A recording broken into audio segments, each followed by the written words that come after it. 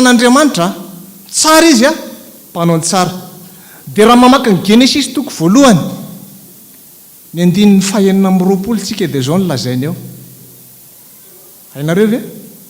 Andeha isika amorona olona tahaka ny endritsika.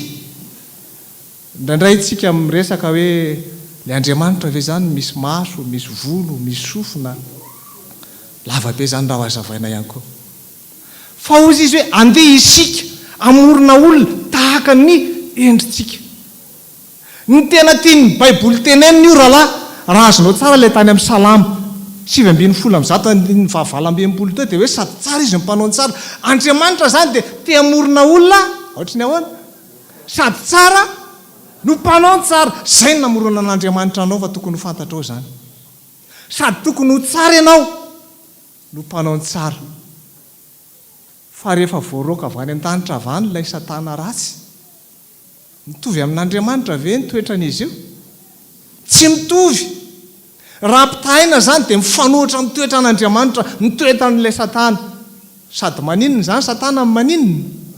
Sady ratsy mpanao ny ratsy. Zay ilay Satana zay. Raha voantery